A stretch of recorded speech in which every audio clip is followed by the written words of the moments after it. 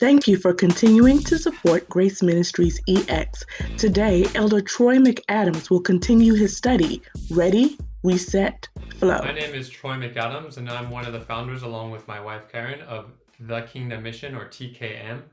And we are here to encourage and collaborate with Grace Ministries EX to just bless you with another teaching and see really what God is doing in this season. The topic or the title of the series is Ready, Reset, and Flow or Follow. Today we're doing Reset.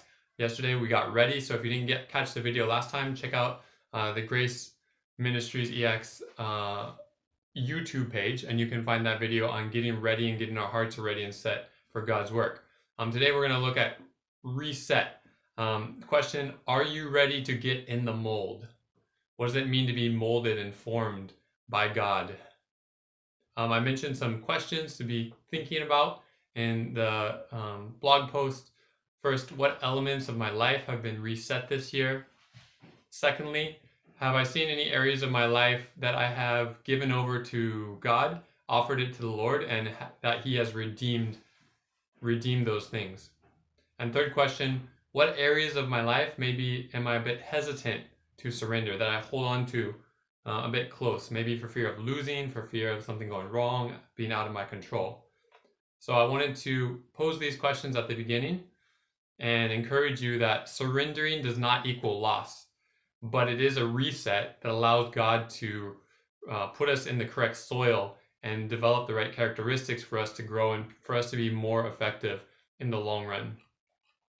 So again, if you're ready, if you've got your mindset, you're ready to go, let's start with this reset. If we look in the earth and the natural elements, the earth has certain processes of formation and reformation. You see it in water tides and rock formations, and as the water and the rock interact, as things are pushed down in the surface from the earth's crust and they get pressurized, they turn into new and different elements and create different materials that we can use as humans, or sometimes there's still things yet to be discovered. You think of like a solid rock, like a piece of granite. For example, the Greeks, they used granite to form their statues. So they would chip away at them, they would sand them down, they would buff them out, and they'd form it into a piece of art. If you think of some other elements that are locked away in the rock, it's called ore or metal ore. And things like gold and silver and other copper are formed in these rocks. They're actually intricately entwined in these rocks. The only way to get this precious metal out would be to heat it at a very high temperature, and thus separating the rock, the regular organic substances, from this metal substance, and it creates something that can be useful for humans to use. Another thing, maybe a bit more practical these days, we talk about inner cities being a kind of full of asphalt. We call it the asphalt jungle. A lot of blacktop, a lot of hard surfaces. But the question is, how do you form this? And it's really a mix of different kinds of elements, rocks that are ground down and they're pounded together and they're formed into these different, whether it be like a highway or support pillars for a bridge. These are formed with concrete.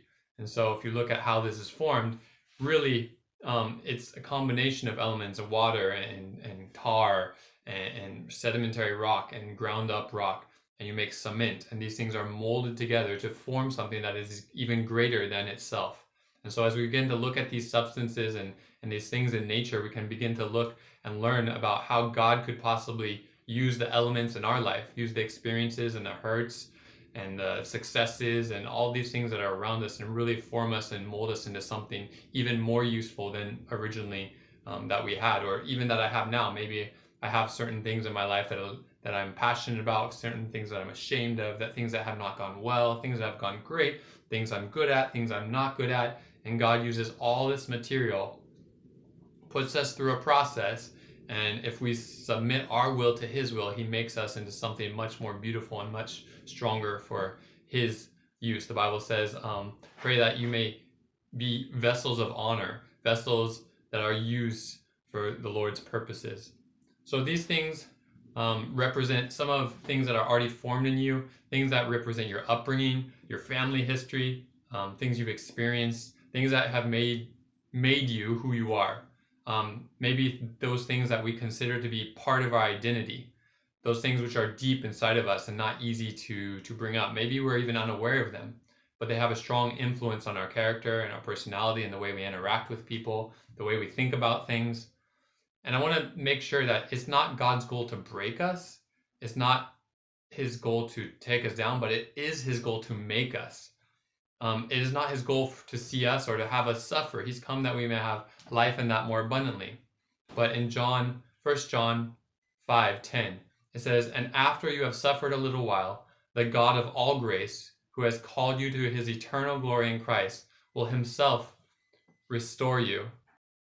And so this is an encouragement to us. The word says in 1 John 5:10, "And after you have suffered for a little while, the God of all grace, who has called you to his eternal glory in Christ, will himself restore us, confirm, strengthen, and establish you." So yes, there are times of testing, there are times of difficulty, but the purpose that God has for you, he has good purposes, and he uses this time to restore us, to heal us, to strengthen us, to confirm who we are, even to confirm who we're not, and really to establish us into something more solid maybe than we were before the difficulty or before the season of training and teaching. So let's look at some biblical examples.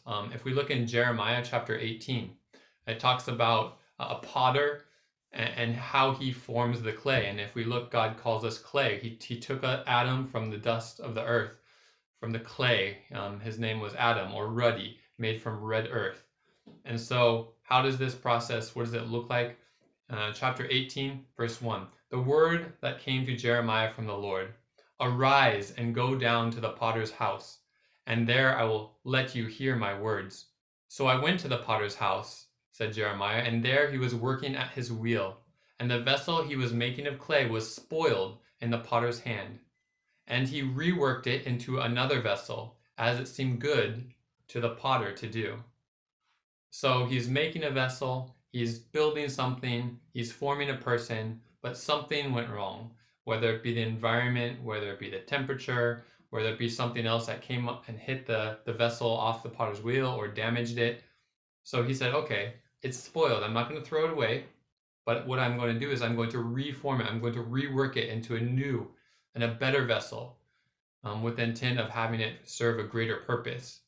So just because things seem to have gone wrong, just because sometimes things in our life are difficult or that things were cut or taken away from us, God uses everything that we have, everything that we are part of us, and he reforms us and reworks us to be something worthy of the master's use.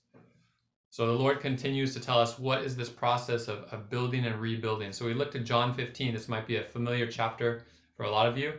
And it talks about God as the gardener, the Lord as the gardener, and us as the branches. He says, "I am the true vine, and my Father is the vine dresser. Every branch in me that does not bear fruit, he takes away. And every branch that does bear fruit, he prunes, that it may bear more fruit." So again, we see a process. He cuts off those things that are not working, things that are not working in our lives, things that are not holy, things that are not like him. And those things that are working, we think, oh, they're working, let's just get them bigger and grow them stronger. But actually, he cuts those down partially so that they may grow stronger in the next season. And if we take this in mind, some of you in the city where they take care of the trees, you see in the wintertime, they cut the branches way back. When we were in Shanghai, every winter, they would almost make the trees completely bare. And all would be the center of the tree, or the body of the tree. But the branches would be very, very short. And you'd think, oh my goodness, what's going to happen with the rest of these trees? Are they going to kill them? Are they going to take them away? But they'd find that in the spring, they'd grow back twice as strong. Just as much fruit, just as many leaves, color, everything came back stronger. And that's the process that God has with us. Is he's not trying to cut us off. He's not trying to destroy us, but he will prune us, and he will say, okay, you have something going, that's good. So I will prune it, make it better, make it stronger, make it more effective. And so we see this example from John 15 of how he does this process, how he grows us in the process of, we naturally are organic creatures. So we're naturally living and breathing, and we're always growing and going in a direction. But if we're going in a direction that's not from God, if we're doing things that are not productive for our own health or not good for our own soul, then God, in His goodness and His faithfulness, disciplines us as children, and he cuts those things that are not like Him, and He prunes those things that are going good, so that we can have even more fruit and even more harvest later. Rarely does one get a complete do-over. Once in a while, maybe once or twice in a lifetime, you might have something that's completely renewed. And when we're willing, God can take us through these difficult seasons. He can take us through a heating up of temperatures, a pressurized situation, a grinding, a mixing process. I remember in Shanghai, I went there with my master's program and with my job, and something happened at work that was very difficult to handle, and so I ended up letting go of my job. And so my job was tied into my master's program, was tied into my housing, was tied into my visa. So when I lost the job, what happened was the master's program was tied into that, so I couldn't do the master's program, and I had to move out of the apartment that I'd been in China. So this was my first time in China, and everything was lined up, and then everything fell through, and it was very difficult to be able to face all those things that I had to go through in order to stay in China, to make a living. This was my first time completely on my own. But God was faithful, and He helped me find an apartment. He helped me find other jobs. I got up to the point that I was working almost 7 jobs almost every day of the week, and God was providing in many different avenues. I learned a lot about myself, who I was and who I wasn't. I learned that if I held on to God and sought His righteousness and His kingdom, that He would make sure everything else was according to His plan. And so that first year, I was able to go to Western China twice to serve on a mission. I was able to go to India and serve on a mission there. And by the end of the first year, God had restored everything that had been taken away from me. So encouragement, if things look totally lost, God is still the boss. If things look totally torn apart, God's hand is still in it. He is working things for your good, for those who are called according to His purpose. So I want to encourage you. The Bible gives us the way to be most successful. The Bible is a pathway. It's a double-edged sword. It's sharper than any double-edged sword, Hebrews says. It is fire that purifies us. It's bread and living water. It's spirit and it's truth. It's good for teaching, rebuking, correcting, and training in righteousness, so that the man or woman of God may be complete and equipped for every good work. So we don't always have to have things happen to us for us to be put in a situation that we have to be reformed. But there are ways that we can practically continue to invest in the reformation process ourselves and let God continue to work on us. One of the ways is reading the scripture, prayer, letting God speak to you and cleanse you and teach you and rebuke you and correct you and train you in righteousness. It's a process that we have some agency and we have some ability to make sure that we are continually to be formed and reformed. I think back to my early years when I was just being called to Christ, and I was very serious about my academics and even my schoolwork. My parents made sure that I was doing my schoolwork, and I came from an athletic family, so we're always doing sports. I was a very successful athlete in middle school and high school, and did all right in the classroom. And so I was praying, going to youth group, going to church, and God spoke to me. He said, "Will you work as hard for me or to find me as you do for your sport and your school work?" And it really was a gut check to me. But at that point, I said, "You know what, Lord? I will work as hard to pursue you as I have to pursue my academic and my athletic career." And from that time on, I began to search the scriptures. I began to pray. I began to go to different churches, get different kind of music that would feed my spirit. And I really invested myself into the formation process. So I think it's something that we can invest ourselves in. Not always we have to feel that God's always trying to teach us a lesson, but we can actually be active in getting in the right position for God to move and rework us.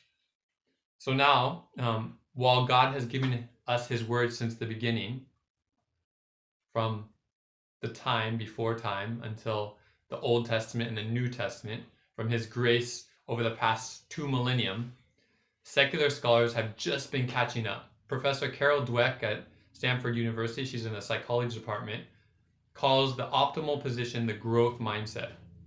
The growth mindset looks at everything as a process or a stage of development, progress, steps, going towards a goal, and sometimes unexpected, yet always moving in the right direction. The growth mindset is contrasted to a fixed mindset. Maybe that you had heard before. The thing that's saying, this is who I am, this is what I do, this is what I like, this is what I don't like. I understand myself fully and completely, and this is me. Nothing outside, just here. And I think people or times when we have fixed mindsets, we cut ourselves short. We are unable to grow out of this completeness, out of this fullness of, I know who I am.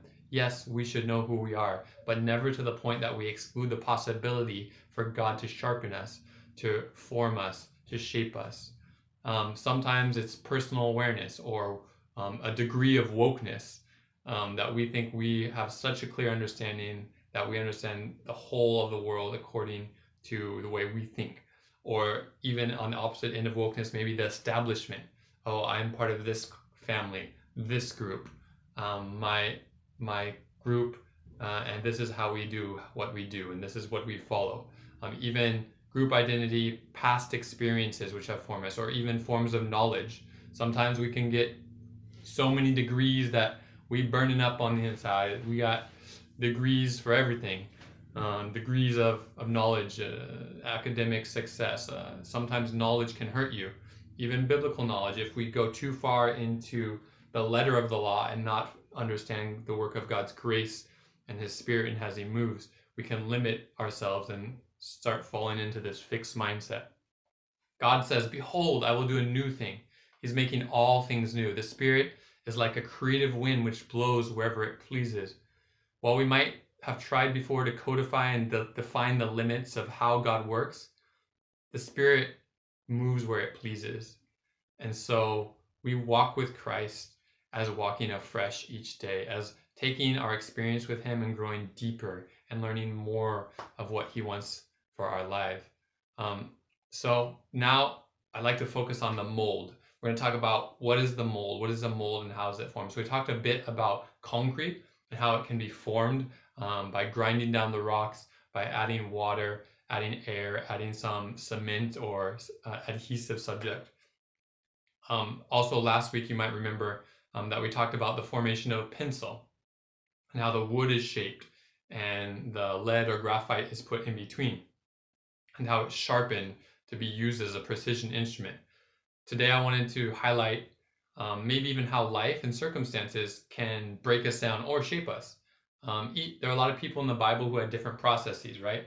Joseph, I believe, would be the complete rebuild. He had it all. He was his father's favorite. He had a cool coat, and the Lord led the situation. They took it all away, and then he grew and found his identity while he's in Egypt, later reconnecting to his people. David, humble beginnings. He worked as a shepherd boy in the field. Then he got anointed, but he had to wait for years before he could even fulfill the calling for which he had in his life. He was exalted as the greatest king of Israel, yet he was broken inside and had difficulty following his passions and following God as his first love. Esther, the woman whose process was honor her family, serve her family, and then she had the opportunity to go before the king for such a time as this. Maybe this has been your process. You spent years and years and years, or you're in the process of doing the right thing and honoring your culture and honoring your family, but God is preparing you in the future or the near future for such a time as this. Maybe Rahab, you come, you have a background, you've done things, you've seen things, and God is going to use these things. He's going to redeem these things through a formation process to use them as a tool for ministry, as a tool for identifying and connecting with people. Or Ruth, maybe a family situation that has a strong influence on your character, on your identity. He uses all of these things. How separation, maybe like Ruth, has caused trauma, but God does not waste pain. He uses it to create the subject or the person, the character, into something even greater than before. God knows how to turn around a situation, and He also knows how to use and form us and make us into the people He wants us to be. So let's talk about a mold, how we can get into the right mold. Last week we talked about Christ as being the center, as him being our goal. And the Bible says, as we read in Romans 8, that he works for the good, for those who love him, who have been called according to his purpose. And those he called, he also justified. And those he justified, he also glorified. And there is a process of him working in us to get closer and closer. He has made us in the image of his son, to be like his son, Jesus as a firstborn among many brothers, and we are to become like him, to be shaped and molded and conformed to the image of his son. So what's a mold? So if you think like for metal, right? You have a cast, but the cast is actually made from a real object or sketched in with a tool. So it's basically an imprint of the hollow of an imprint of a real object. So let's say Christ is the mold, print, and he imprints into a cast. The cast is then filled, and the fill hardens, and when it's hardened, it's taken out to be used. So what cast or what mold we are going into will help shape our character. And if we have too much, then things need to be shaved away. Or if, for example, God needs to go that process of grinding down and getting us just to the elements so that he can mold us into the shape that he wants us to be in. So I think there's different ways to think about it. One is shaving away, sanding down, shaping, chipping away. And the other thing, maybe if you feel like my life's just rough and my life's been tough, like he's using all those tough elements and just putting that all into the mold. And he will add his water, and he will add his air, his breath, and he will add substance to stick together, and he will form you into something. Even if we feel like we are something or we feel like we're not something, he can still mold each one of us to be used as this precision instrument. So the question is not, do we need to get in the mold? The question is, how can we get into the Christ mold? How can we make sure that our heart is right, and then we're following after God? And I think the answer to that is simple. It's, where are you headed? Where are you headed? Where is your mind? Are your mind on things above or below? Are you letting culture shape you, or are you letting the word shape you? Are you letting your parents only shape you, or are you letting room for God's voice to tell you who you are? Are you letting your past shape you, or are you letting the future which God has for you shape you? Are you letting your work tell you who you are and encourage you and give you that strong identity, or are you letting your ministry, that which God is building inside of you, to be your defining characteristic? And so these are kind of some questions that would help us to get in the right mold, and saying, okay, if my goal is God, if my goal is to become like Christ, then I need to get in the mold that would make me most like Christ. I need to be in the path which takes me through a process that gets to be most like Christ. And the elements around me, God can use any elements. He can use past experiences. He can use culture. He can use music to kind of be part of your mixture. But the question is, are you letting that identify you, or are you letting that to be part of that mixture which God will form into something that is awesome? I wanted to go one more practical example. If we think of the element carbon on the periodic table of elements, it's C. It's a basic element of our universe, a life form element. It's inside the human body. It can be found in several forms. Carbon may be found in amorphous rock. So amorphous material is like a solid, but it's not that stable. So it's a kind of rock material that's not stable. So if you think of glass, glass is amorphous, made from amorphous material. It's glass, it's carbon, but it's very fragile. It's easily to break. Carbon can also be formed as graphite. So we talked about the pencil and how that God is shaping us and grinding us and making us into something useful. So this graphite, it doesn't crumble, yet when it's pressed against a surface, especially a surface like paper, it creates a design, it creates a picture, it creates a line, a word. So this is a bit more useful. So glass is useful, graphite is useful. And this is where we got the quotable quote from last week. When God gets finished, when we stay in the mold, when we get in the mold and are in the mold that God has for us, we are going to be a sharpened instrument made to do his will. So let's take it 2 more levels. If carbon is given more pressure, it can turn into crystal. Crystal can be used for jewelry. It's a little bit harder than glass. It's beautiful. It reflects light. However, if given enough pressure for an extended period of time, high pressure, many years, ultimately, this carbon will form into a diamond.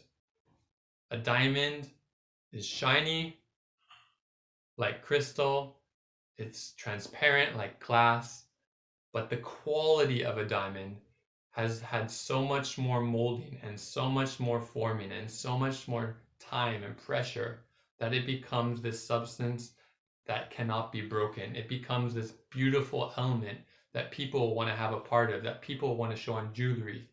So when we submit ourselves to God's process and we take the pressure as teaching from God and we learn from Him in these difficult situations and we stay in the mold long enough for us to be shaped, we stay on the potter's wheel long enough for Him to make us into that vessel that He wants. We not only become a vessel that can be filled, but we become a tool or an instrument, a fine-tuned instrument that can be used for His glory. So I just want to encourage you today not to be afraid of the process, not to be avoiding the process or trying to skip on the process, but really allowing yourself to be part of God's process. For your part, to seek after God, listen to His voice, learn His voice per John 10. My sheep know me and I know them. They know my voice. They will not follow a stranger.